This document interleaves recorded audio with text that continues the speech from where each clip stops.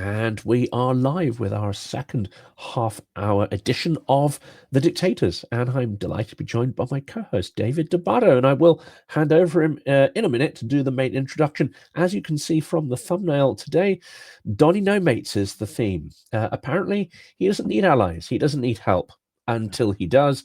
And then he has to beg for it. And then, of course, his psychology means that he can't possibly be beholden to anyone unless they're Vladimir Putin. And so he insults the people who've helped him. He bites the literal hand that's feeding him. We're seeing Trump melt down, I think, in real time. David, give us a bit of an introduction to your channels, etc., and then we'll jump into the conversation. Absolutely. Well, thank you, Jonathan, and thank everyone for tuning in, watching here, scrolling in, whatever. As Jonathan said, this is the second in our newish series that we've launched. It's part of the Dictators series, but it's on a different channel, on one of Jonathan's channels, and we are trying to attract a wider audience, of course, but we're going to be doing this every day, pretty much 5 days a week. That's definitely new, and it's going to be a little shorter format, usually 30, maybe to 45 minutes. But before I get into that, because I did not do this yesterday, I'd like to tell folks that I also have a YouTube channel as well as a website. And that is the YouTube channel, which is No Delusion Zone, at No Delusion Zone. So please check that out on YouTube.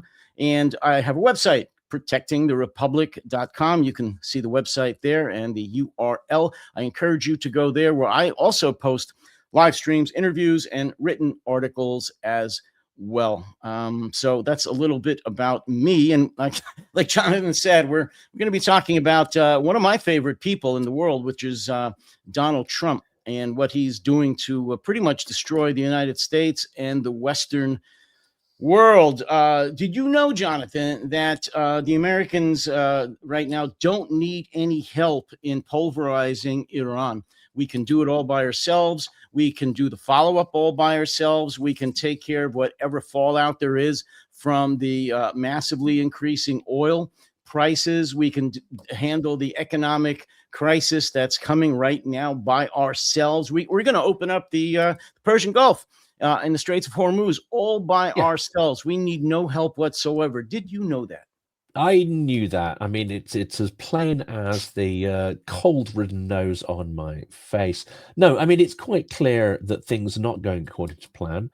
We just had drones slamming into the US embassy in Baghdad. We've got drones flying over the green zone. We had yesterday, it happened, but we didn't mention it. There was a drone in a US base, just free reigning, flying around the base, looking for targets, and in the end, it slammed into a building. This could have been the Shahed 136, which is one of the favorites. It's quite clear that the bases are not defended. When you get to that proximity, the PAC-3s and the exquisite systems that cost so much, the systems that cost $3-5 million to take out a $25,000 drone, that makes no sense, obviously. But at the kind of, when they come in with a very low trajectory, if they come in en masse in a drone swarm, it's quite clear the US does not have an adequate defense against that. Now, some of the drones, intercept drones, have been introduced. Some are coming from Ukraine with operators there. Some are, I believe, Ukrainian-inspired drones with Ukrainian technology that are made under license in the US and with collaboration. Some may just be technology that Ukraine has, I don't know, given out of the goodness of its heart. I'll have to hand over to you in a minute with my cough there. But what we see, Trump cannot accept we cannot accept help from anyone else.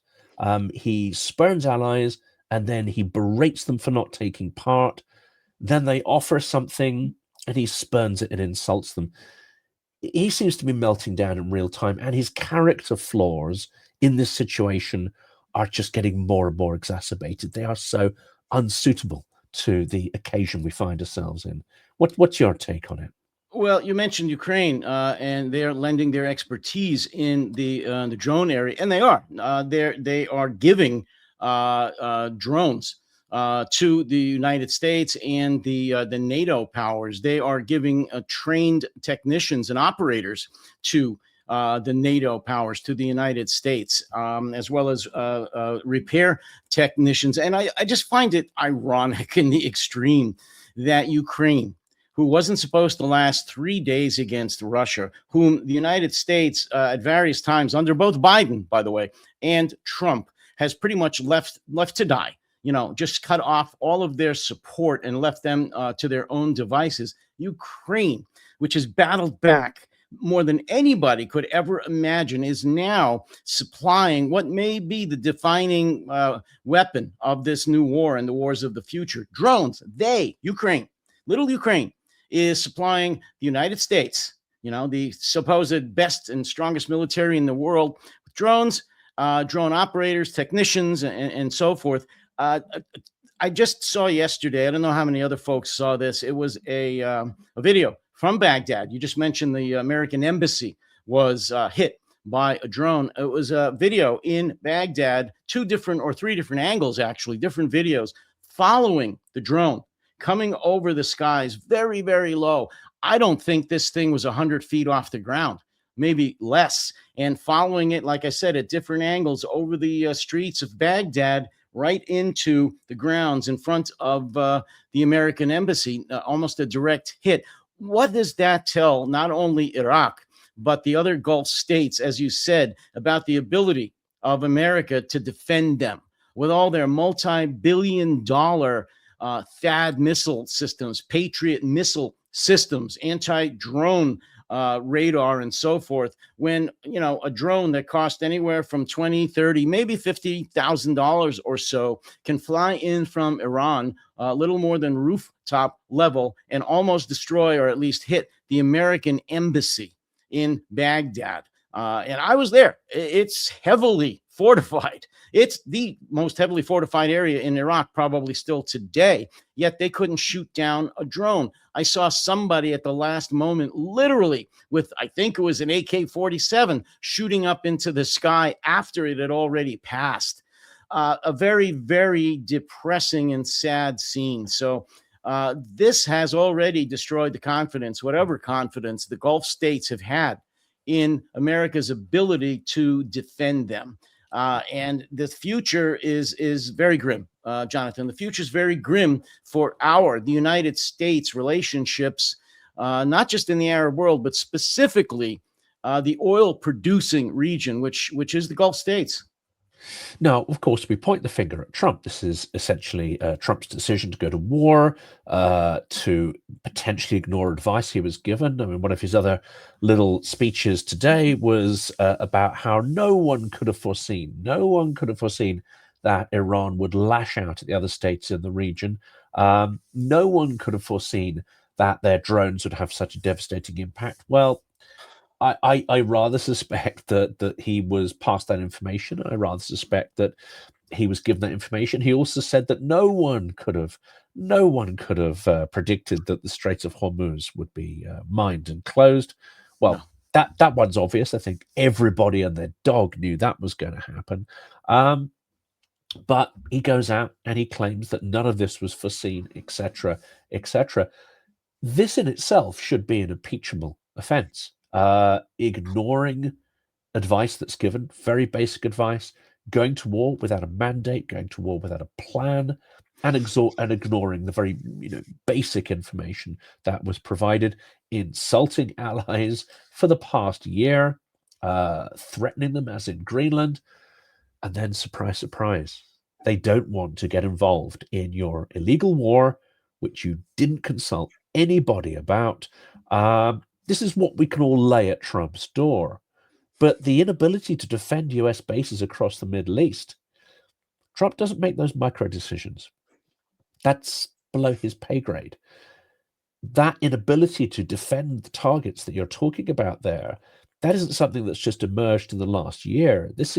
We've had drone warfare in Ukraine for the past 3 years, with the Shaheeds slamming into buildings. The evidence has been there, and the story about how Ukraine has built its layered air defenses has been there for the last 3 years. So let's tackle Trump by all means, but let's also look at the systemic problem here. What is going wrong in the US military that they are failing to learn the most basic lessons that are right there, sitting in front of them in Ukraine. If they were to want to, let's say, internalize those lessons, they were all there, and the Ukrainians are quite happy to share those insights with the world. Well, there's a saying that goes around in many militaries, but I think it's really apropos relevant to the American military is that they're always fighting the last war. Um, you know, Procurement in the American military, and this is true of all militaries. I'm not just going to say America is guilty of this, but procurement of new technology in the American military is staggeringly slow. It is very easy and usually takes anywhere from, oh, I don't know, 8 to 10 years or more from initial concept to actually fielding a new technology, a new weapons platform, whether that be a tank, a jet, a mortar, a pistol, drone technology, satellite. It doesn't matter. From concept to fielding devices takes about a decade, depending on when it is, depending on how complicated it is, of course. And I've written an article about this years ago because this is nothing new.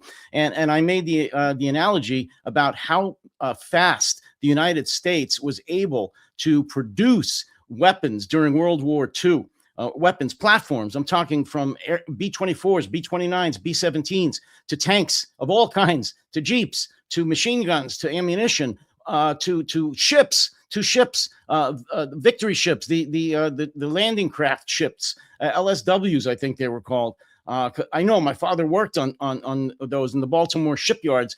Some of those were produced in days. They were producing the big ships within a couple of days. They were rolling out hundreds of airplanes every month. The same thing with tanks and jeeps and so forth. So when people say we can't do that, or the American military says, oh, they're too complicated, they're too expensive, that we need so many years to do this, they're full of crap. Yes, weapons platforms today are much, much more sophisticated than they were in World War II. But we also have staggeringly bigger budgets, like in the course or in the area of $1 trillion for the United States. And our technology to produce those weapon systems is staggeringly high today. So we can do it. We just don't want to. It's political. It has to do with big business raping the public and raping the government with obscene contracts and lack of political will, and on and on and on. In terms of drones, Jonathan, to try to directly answer your question, we didn't learn anything. We again, because we're always fighting the last war here, we didn't believe that, again, little Ukraine, backwards Ukraine, poor Ukraine was going to be able to defend itself. So after we pulled out all of our advisors, for the most part, and any help that we did have for Ukraine prior to 2022, we didn't pay as much attention as we should have. We allowed them to, or forced them, not allowed them, we forced them to come up with their own technologies, whether it be in drones, airborne drones, seaborne drones, their own counter drone systems, surveillance systems, and they have done incredible work with that. And we pretty much put on blinders and didn't think that we needed it. I've seen so many statements and press conferences from leaders in NATO today, American leaders, about how we're really increasing our drone technology, how within 2 years we're going to have, the eastern flank covered with drones and counter drones and so forth and so on. 2 years? 2 years? Look what's happening right now. If anyone, whether it be Iran or Russia or China, were to launch a full-fledged drone incursion into the eastern flank of NATO, it would be pretty sad. It would be pretty devastating. They wouldn't be able to handle it. They were still sending up jets, as you know. They were sending up fighter jets to knock down $20,000 drones not too long ago over the Baltics, if you remember. And I don't know if we've come much further than that in defending the eastern flank of NATO. So we haven't learned a whole lot from Ukraine. What we've learned has taken too long.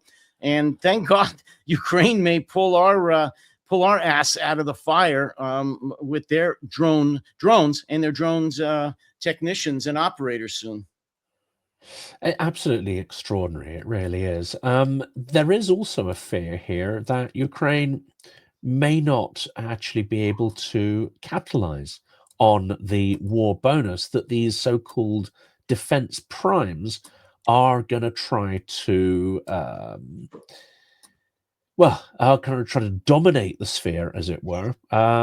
This isn't necessarily going to be good, because unless you're iterating and testing at the front, which many Ukrainian Miltech people will tell you, if it's not tested, if it's not battle tested, then really what you have is an exquisite piece of shelfware, not something that's necessarily usable. But it does seem the primes have woken up and are going to try to muscle in here. So how risky is this for Ukrainian, Miltech entrepreneurs, etc., especially given that they've suffered so much. They've spilt so much blood and lost so many people to develop these technologies. Well, to be honest, Jonathan, they don't have any choice. So whether or not they're going to suffer, whether or not this is not the best way to introduce their new technology with minimal testing, this is, again, I'm going to make the analogy to World War II.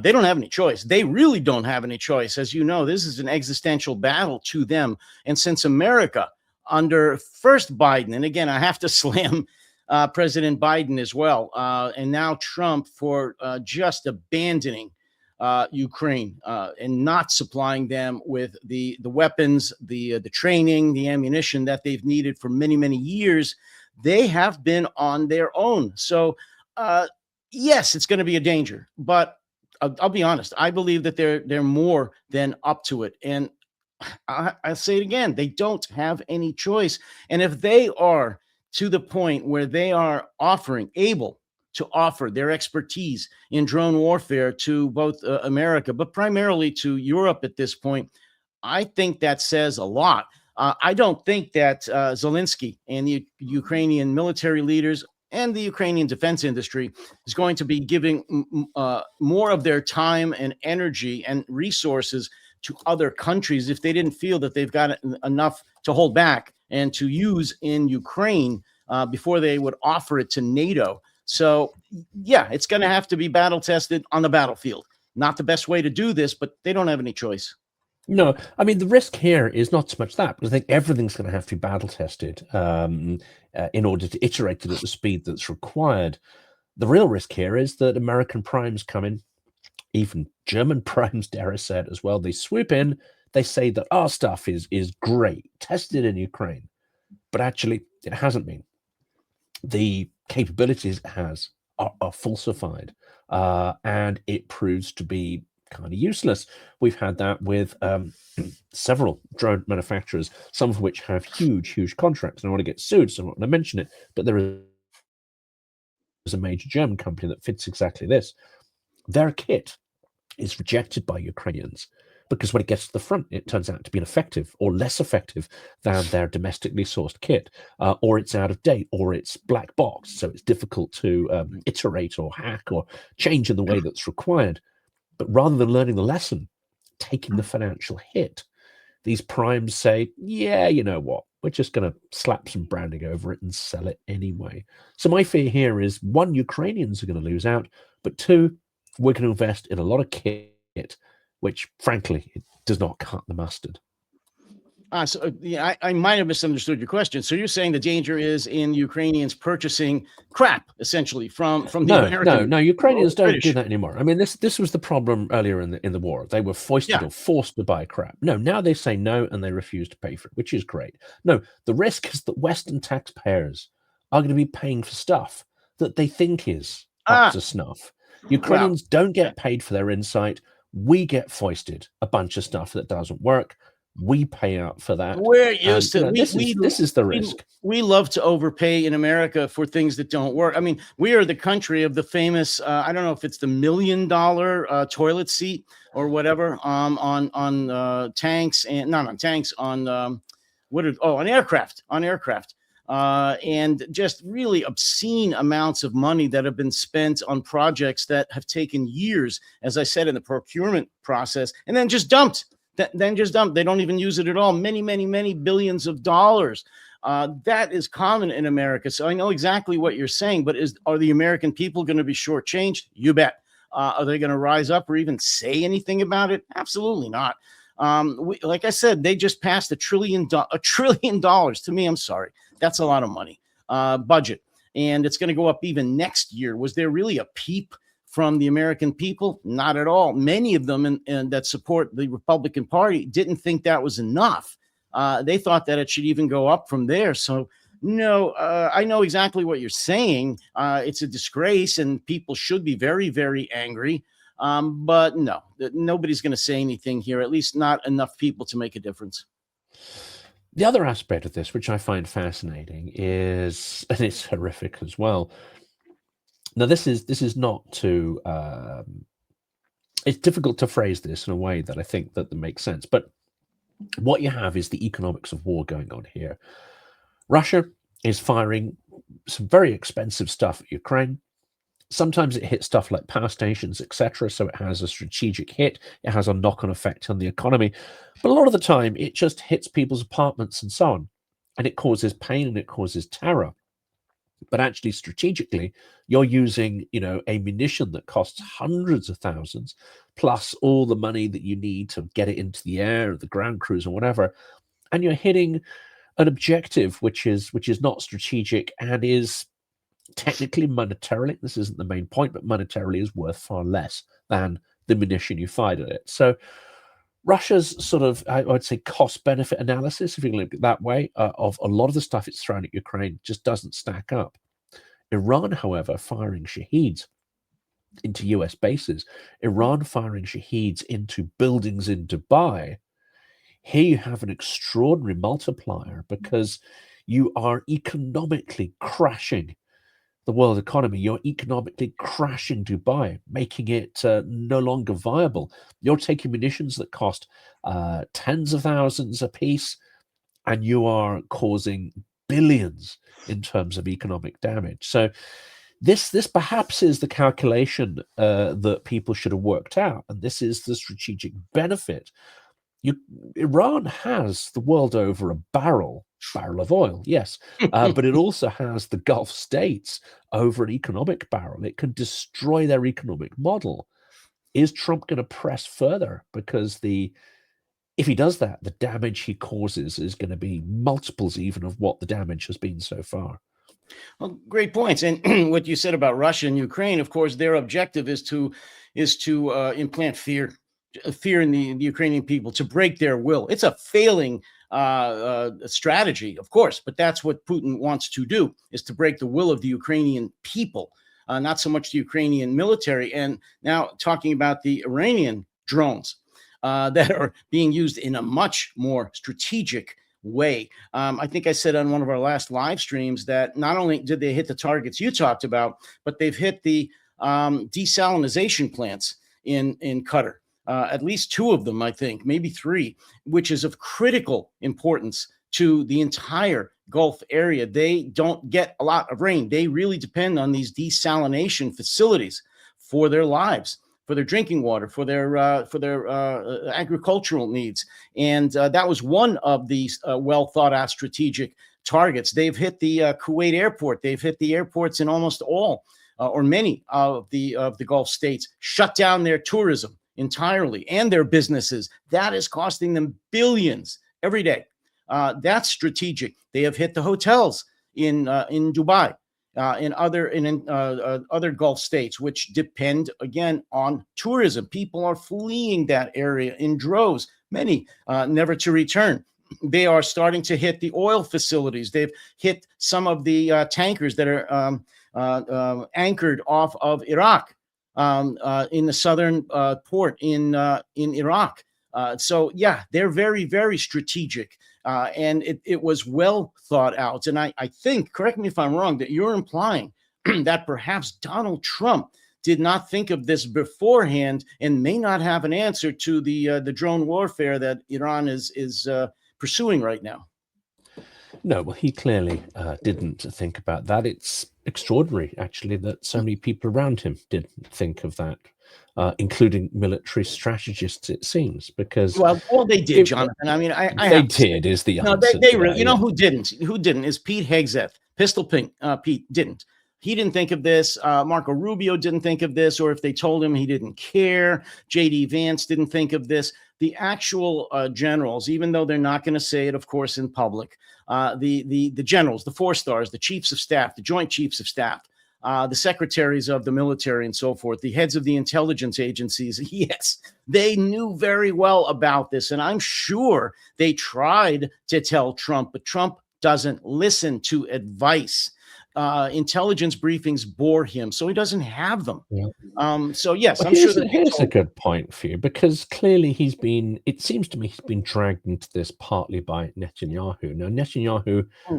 um, is a deal smarter. He knows the region a lot better. He understands the Iranians a lot better. So to the point, that guy Kyle, if we think that the Trump does not have familiarity with the region necessarily, or the history of Iran and the fanaticism of the Iranian Revolutionary Guard, well, that's fair. Okay, he doesn't have to have that. Well, should do ideally, but he doesn't, and that's not everyone understands the depth there. But Netanyahu would have known all of this, so he's gone into this. He's dragged the US partly into this in the full knowledge that Hormuz would be closed, in the full knowledge that oil would spike. He must himself have suspected that Iran would lash out at these other states. And because Israel does have a sort of Iron Dome system, albeit also quite expensive to maintain, none of this must come as a particular surprise, and yet they did it anyway. So that's, I find, a little more remarkable, actually, that there are people who've gone into this kind of knowing what was going to happen. They must have believed they could take out the regime very, very quickly.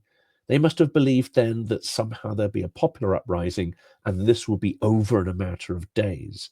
So I think there are various people in this that are looking at thinking this is not going the way we thought that it would. And maybe at this point they're now sitting there thinking, how much worse could this get? Is it better to actually cut our losses and run and beg the Iranians to sort of go back to some kind of status quo? But then why would they? The current leader has been maimed. His wife and the children have been killed. His father's been killed. His brother-in-law, many members of his extended family. Why would they agree to go back to the status quo when they've also realized that they have huge leverage over the entire area, in fact, over the entire global economy? Why would they go back from that?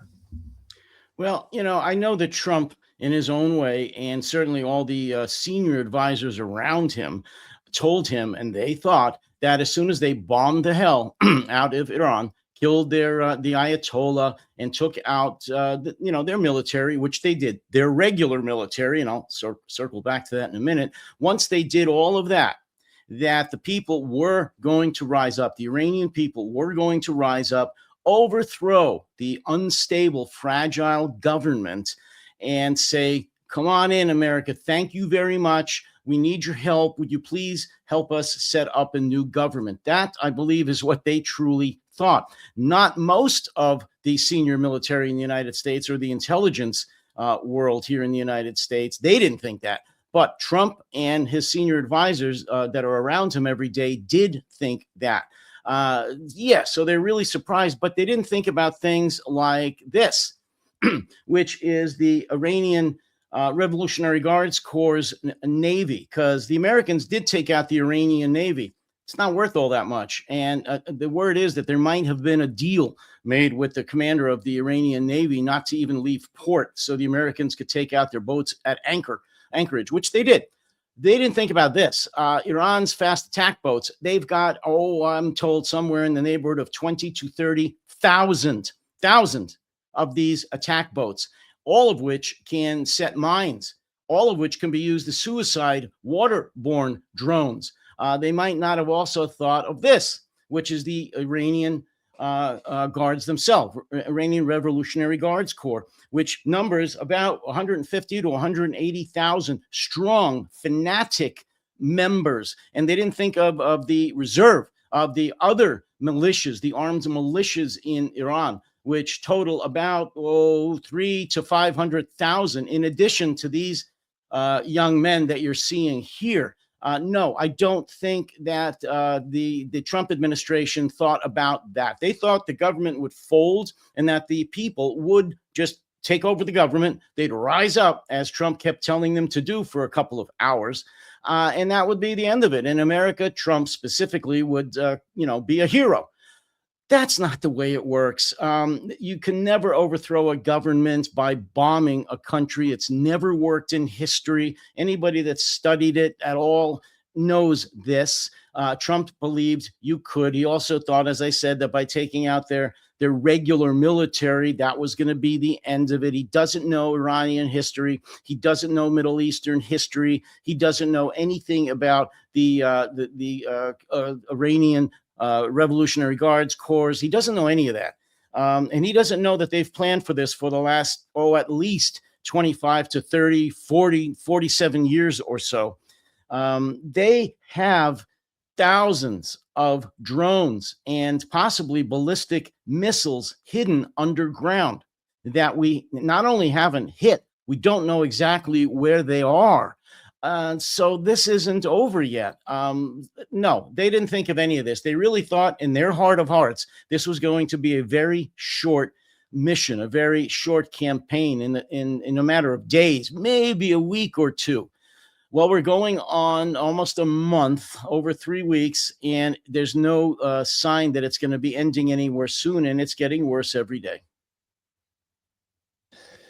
It is, and there's no clear way out. There's no clear way forward, in fact. And I think this toddler tantrum, the meltdowns that we're seeing, are only going to get worse. Well, we have to see what happens. We have to see what happens here. This is probably the bit where I kind of bow here. I have to admit that I made a bit of a fluff up when I put this live, and it was still set to private, so it might have got off to a little bit of a slow start, this one, but we'll see if we can push it a little bit. Well, you all have to forgive Jonathan. Sharing on the channel. He has a very bad cold today, and we're lucky to have him at all. I was fiddling about with the settings on the channel, trying to improve things, add tags, whatever, and it looks like I fluffed up one of the settings. But there we go. Lesson learned, and that's another thing I'll add to my checklist so that it doesn't happen again. But onwards and upwards, and also, well, for one of these, we should be joined by Chuck Farr at some point. So I don't know if you've had Chuck on your channel before. Yes, I have. Yeah, fantastic. Well, they are going to be live streaming back on IWI. We're going to try and get some other co-hosts and other formats going to sort of move this along, make it into a real, community live stream resource. And Jonathan, we want people to disagree with us. I mean, we want, if people support the war, if people think that this was the right thing to do for America, for Donald Trump, for MAGA, for whatever, for the American military to do, please come here. Tell us that this was the right thing to do, but back it up with facts. Why was it the right thing to do? Not just because Iran has a terrible government. I don't think Jonathan and I thought the Ayatollahs were great people. We hate them. There's no question about it. But was this the way to get rid of the Iranian regime and stop them from making a nuclear bomb and to stop them from supporting terrorism? Was this the way to do it? We'd love people to come here and answer those questions and tell us why you feel that way. Well, I mean, just the fact that the operation a few months ago was so successful in getting rid of the nukes, it just there's logical inconsistency here, which doesn't sort of stack up. If they destroyed them all 6 months ago, why do they need to go after them now? So we are 3+ weeks into this campaign, and we still do not have a solid answer as to what the goal is. We don't have that from the American government. Yeah, absolutely. And of course, we have the other downside, which we're going to talk about tomorrow, which is the temporary lifting of oil embargo on Russia. Absolutely. before I fall apart. No, I think that before you lose your voice and your mind, you need to get some rest so we can hit this head on tomorrow with a good head of steam. We'll be back tomorrow, and we'll pick this up where no doubt there'll be another stream of Stream of effluent from the consciousness. pipeline of news. Yeah, right. Hitting end Well, stream. Thank you, everybody. we're going to be here every day, folks. That's the other thing. Really, this is what we're doing now, 5 days a week at least. And so please tell folks about it that and join us here. We'll be back tomorrow. I think 10 Eastern time right now. I think, correct, Jonathan? Yes, we'll be back to 2 o'clock UK. Yeah, 2 o'clock p.m. UK time, and we're going to be doing this every day. So tell folks about it. Make your plans to be here. Bring your questions. Again, we don't have to have everybody agree with us. We'd like a discussion, a good discussion, but no insults and threats, but a good discussion. Jonathan, you have the last word, as little as it may be.